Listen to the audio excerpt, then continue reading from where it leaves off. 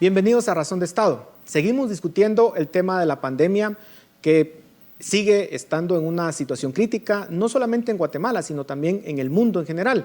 Y para ello contamos con dos expertos, la doctora Alejandra Paniagua, quien es médico y actualmente es estudiante doctoral de Salud Pública y Epidemiología en Columbia University en Nueva York, y el doctor Luis Aragón, médico y profesor universitario. A ambos, muchísimas gracias por estar en Razón de Estado. Doctora Paniagua, quisiera empezar con usted. Cuando se dio la noticia de que se tenía una vacuna, y no solamente una, sino de hecho varias disponibles, de hecho, en términos económicos, las bolsas de valores en el mundo subieron, llenas de entusiasmo. Todos dimos casi por finalizada o vimos la luz al final del túnel con el tema de la pandemia. Sin embargo, vemos que países que han avanzado mucho con la vacunación están sufriendo un repunte de la pandemia y no digamos en el caso de Guatemala. ¿Cómo entender esto? ¿Han fallado las vacunas? ¿Cuál es su opinión? Sí, gracias por la pregunta y por la oportunidad de poder participar en esta entrevista. Bueno, yo lo primero que pienso es que yo sigo viendo con bastante optimismo el que se haya logrado desarrollar vacunas efectivas contra COVID en tan corto tiempo, ¿verdad? Fue en menos de un año. Sin embargo, lo que tenemos que recordar es que pues ninguna vacuna es 100% efectiva, ninguna vacuna de las que se han desarrollado hasta ahora para ninguna de las enfermedades, y seguimos aprendiendo sobre lo que sucede con las vacunas, qué tan efectivas son, y también seguimos aprendiendo sobre lo que pasa con el coronavirus y cómo las implementamos en el mundo real, ¿verdad? Y afuera de un estudio controlado. Entonces, tomando esto en cuenta, pues es importante recordar que hay muchos factores que influyen en poder resolver un problema de salud pública global como es una pandemia. Pensaría yo que uno de los principales factores que estamos viendo ahorita es esta nueva variante Delta del coronavirus, que pues fue identificada primero en India y luego se ha transmitido a otros países y se ha convertido en la variante dominante en algunos de estos países. Y el problema que tenemos con esta variante es que se ha visto que es más infecciosa que las variantes anteriores. Eso significa que cuando una persona se contagia con el coronavirus, va a transmitir el coronavirus a un mayor número de personas que las variantes anteriores o la variante original, ¿verdad? La variante salvaje del COVID. Y lo otro que se está viendo ahora es que esta variante también puede que cause una enfermedad más grave que las variantes anteriores. Entonces, la efectividad que habíamos visto anteriormente con las variantes anteriores, se ha visto que se ha reducido un poco con esta variante Delta. Y los otros factores importantes, muy brevemente, es que por este mismo optimismo que sucedió al tener las vacunas y al lograr vacunar a un gran porcentaje de ciertas poblaciones, se empezaron a reducir otras medidas de prevención. Por ejemplo, el uso de mascarillas, el uso de distanciamiento social, etc. Y con esto se ha visto que también ha habido un aumento de los casos. Doctor. Algo que es importante mencionar nada más es que la mayoría de los casos que se han visto han sucedido en personas que no están vacunadas, ¿verdad? Así que no debemos pensar que la vacuna no es efectiva y no hay un solo factor para decir por qué aumentaron los casos, pero estos son algunos de los factores por los que podría estar aumentando los casos en algunos de estos países. Pero, doctor Aragón, el caso de Israel está llamando muchísimo la atención porque es uno de los países que más avanzó con el tema de la vacunación, con una marca, digámoslo, reconocida. Y sin embargo, pareciera que la curva de contagios pues, va de forma ascendente y pareciera que no va a parar. Y eso hace cuestionar a algunos y decir, bueno, pero entonces no sirve de nada la vacunación. ¿Qué respondería usted ante esa aseveración? Yo creo que hay cosas importantes a tomar en cuenta y es de que digamos que nuestra experiencia en pandemias, a la escala de esta pandemia, es una experiencia bastante limitada. Nuestro mejor ejemplo que tenemos de una pandemia de estas magnitudes fue en 1918. Y si analizamos cómo ocurrió esa pandemia, nos damos cuenta que la pandemia ocurre por oleadas. Entonces, cuando nosotros vemos un descenso de los datos estadísticos respecto a contagios y mortalidad, nunca estamos realmente seguros si es parte del comportamiento por oleadas que tiene la pandemia o si son efectividad de alguna de las medidas que se toman. Además de eso, tenemos que recordar que la razón de ser de las vacunas tiene más que ver con la aparición de enfermedad severa y con la mortalidad. Entonces, en ese orden de ideas, vemos que a lo mejor con una interpretación muy superficial de los datos, uno pudiera decir, no, es que las vacunas no funcionan. Pero lo que resulta es que uno debe desmenuzar la información y empezar a entender. Una cosa es el número de contagios entendidos por enfermedad leve o por una prueba de laboratorio que dice que es una enfermedad. Y otra cosa es la cantidad de personas que están llegando a los intensivos y la cantidad de personas que están falleciendo como consecuencia de la enfermedad. Entonces, cuando vamos analizando esa información, nos damos cuenta que cada vez más, conforme la prevalencia de vacunación es más alta en las diferentes poblaciones, los intensivos se están llenando, pero por personas que no se vacunaron o que no tienen el esquema completo de vacunación. Mientras que cada vez vemos menos personas con esquema completo de vacunación con enfermedad severa. Por supuesto, seguimos viendo casos de gente con infección por COVID, pero ya son casos leves o que son de un manejo médico más accesible y más fácil de controlar la enfermedad. Entonces, ese nivel de detalle al momento de analizar los datos es importante para poder hacer una buena interpretación de qué es esto que estamos viviendo en este momento. En el caso de Chile, doctora Paniagua, se dio un fenómeno muy similar, solo que ahí es otra marca, la dominante, digamos, otra marca de vacuna. Esta es una vacuna, digamos, que obviamente pareciera que en Occidente todavía hay ciertas sospechas sobre la efectividad, y la Sputnik también pareciera ser una vacuna sobre la cual todavía hay sospecha desde las instituciones de salud de Occidente. ¿Hay razones para dudar de esas dos vacunas, doctora Paniagua? Sí, pues es importante recordar, ¿verdad?, que todas las vacunas que se están implementando en diferentes países han sido aprobadas por instituciones como la FDA o la Organización Mundial de la Salud, y todas pasaron por un proceso de estudios controlados, que es el proceso por el que pasa una aprobación de vacunas normalmente, solo que en este caso se hizo de forma acelerada. Así que todas las vacunas son efectivas. Ahora, lo que toca es seguir aprendiendo sobre lo que pasa al implementar, al administrar estas vacunas en el mundo real, ¿verdad? En poblaciones reales que son a veces muy distintas a las poblaciones en donde se prueban estas vacunas en un estudio controlado. Así que yo no compararía en este momento una vacuna contra la otra, porque es difícil saber si una es mejor que la otra. Lo que es importante es seguir recolectando datos, seguir aprendiendo de esto y recordar que la vacuna que está disponible es la mejor vacuna, ¿verdad? Lo que sucedió en Chile es que ellos decidieron utilizar esta vacuna porque era la que estaba disponible en el momento, y en el momento fue una decisión correcta, ¿no? Y es importante también recordar, en el caso de Guatemala, que todas las vacunas que se están implementando son efectivas y han probado ser efectivas contra la variante Delta. Así que la vacuna que está disponible es la mejor, y tendremos que seguir aprendiendo sobre los casos que se recolecten en el mundo real, ¿verdad? Fuera de estudios controlados. Pero uno de los puntos, doctor Aragón, es el miedo que existe sobre los efectos de largo plazo de las vacunas. Hay personas que están diciendo, yo no me quiero vacunar porque no sé si en el largo plazo me va a afectar algún órgano o voy a desarrollar alguna enfermedad relacionada con esto. Y como ustedes mismos lo han indicado, pues realmente llevamos pocos meses viendo los efectos de la vacuna. ¿Hay razones para temer esos efectos de largo plazo en cualquiera de las vacunas disponibles? Yo creo que es importante recalcar cosas que son relevantes para esta respuesta. Primero, muchas personas creen que estas vacunas se hicieron de una manera atropellada, que se hicieron corriendo y que no siguieron todos los procesos que normalmente sigue una vacuna. Vale la pena recordar de que la tecnología fundamental de la mayoría de estas vacunas ya se ha desarrollado desde hace muchos años y se habían estado probando para otro tipo de enfermedades, utilizar vectores de adenovirus o utilizar ARN mensajero como una forma de llevar la inmunidad a un organismo, ya se había estado probando de otras instancias. Entonces, la tecnología no es exactamente nueva, y muchas de las razones de por qué la gente le tiene miedo a la vacuna es porque cree que no está debidamente probada.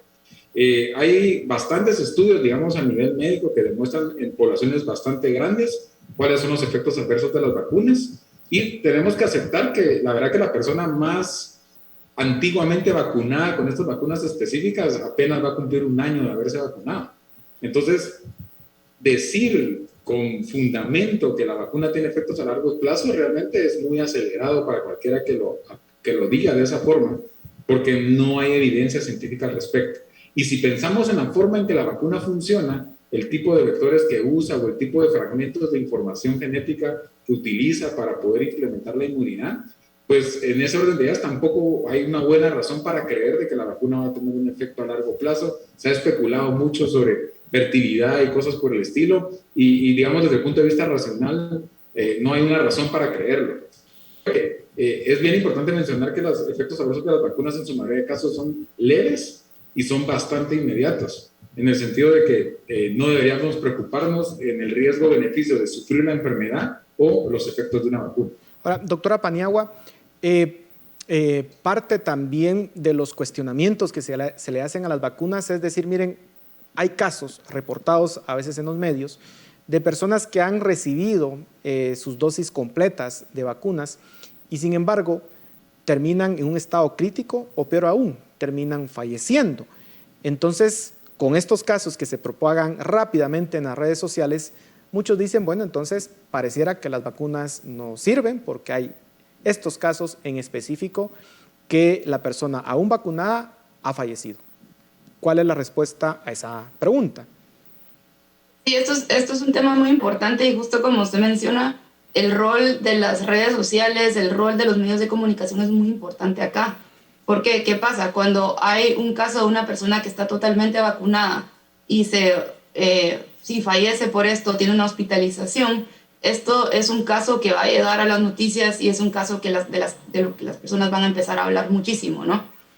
Mientras que muchas veces no vemos los millones de casos de personas que han sido vacunados y lo que pasa es que no podemos saber qué hubiera pasado si estas personas no se hubieran vacunado, ¿no?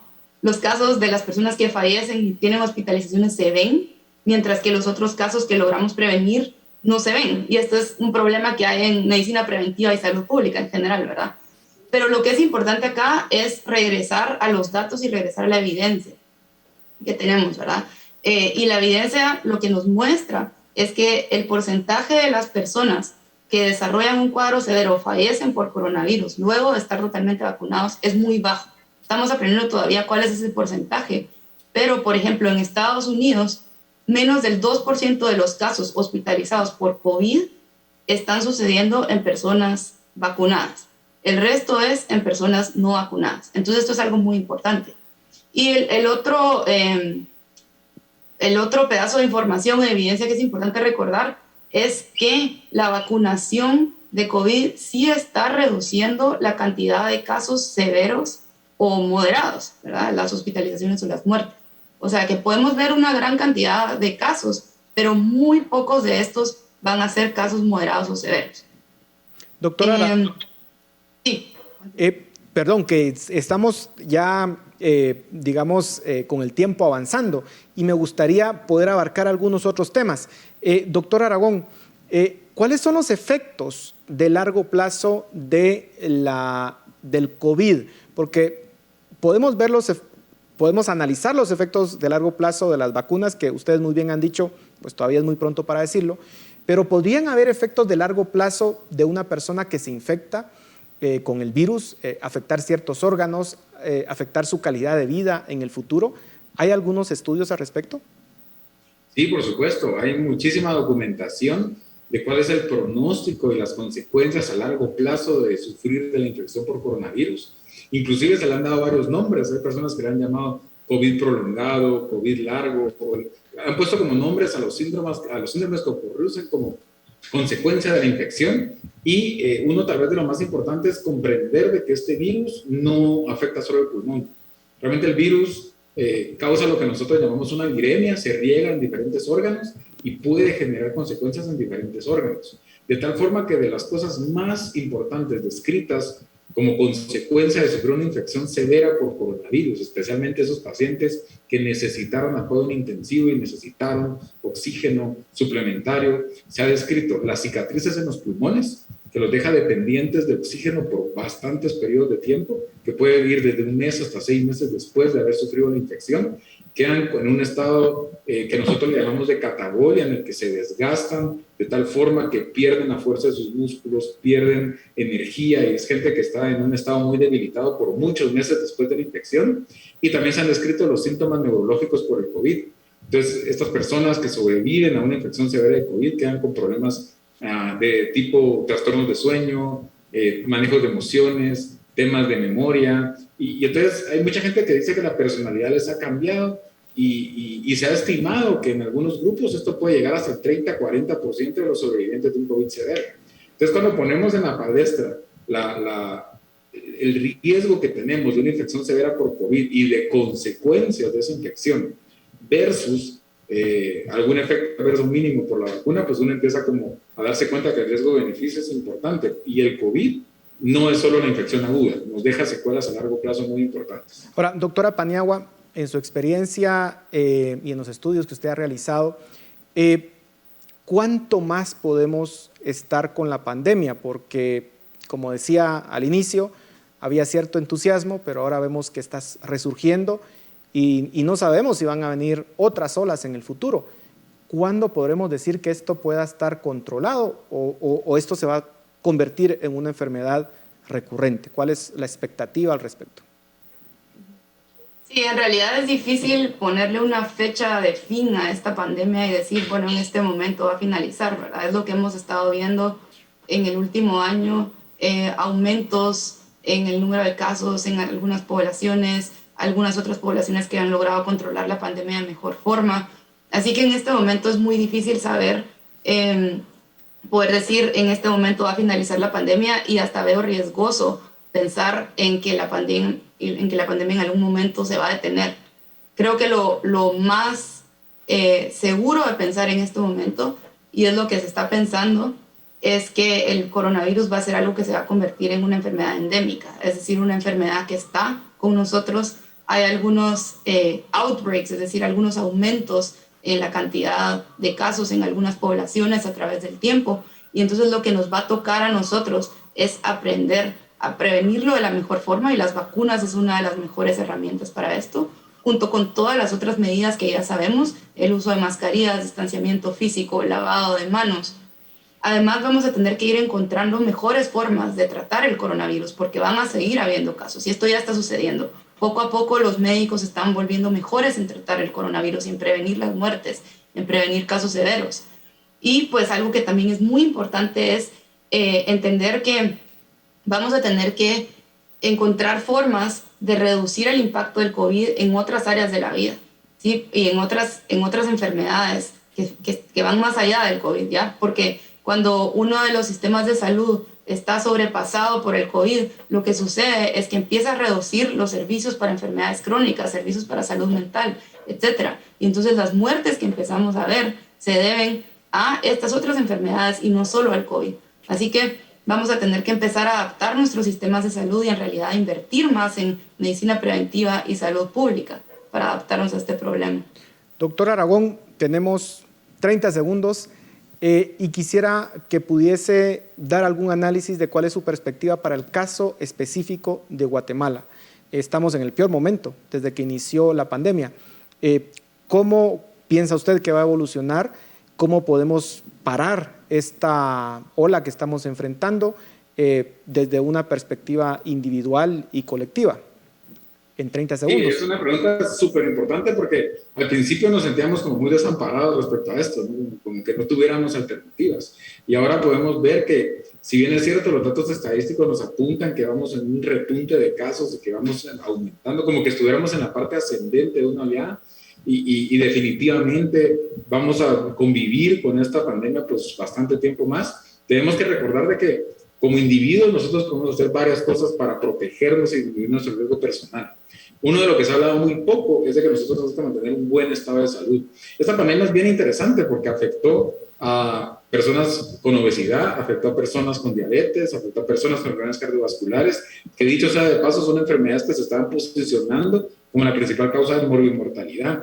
Entonces, entre mejor controlemos nuestro peso, nuestro azúcar, nuestra presión, también nos va a dar mejores herramientas de defensa ante el virus. Y además de eso, también las medidas que ya hemos escuchado, lavado de cara, lavado de manos, uso de métodos de barrera y protección, digamos, distanciamiento, todo eso hay que seguirlo manteniendo desde el punto de vista individual y, por supuesto, si tenemos la oportunidad de vacunarnos, enfatizo mucho la recomendación de hacerlo para poder tener esa protección. Se nos terminó el tiempo, pero muchísimas gracias por toda la información que nos han compartido. Creo que es de muchísima utilidad en estos momentos críticos de la pandemia. Seguimos en Razón de Estado. Si te gustó este video, suscríbete y así nos seguimos viendo.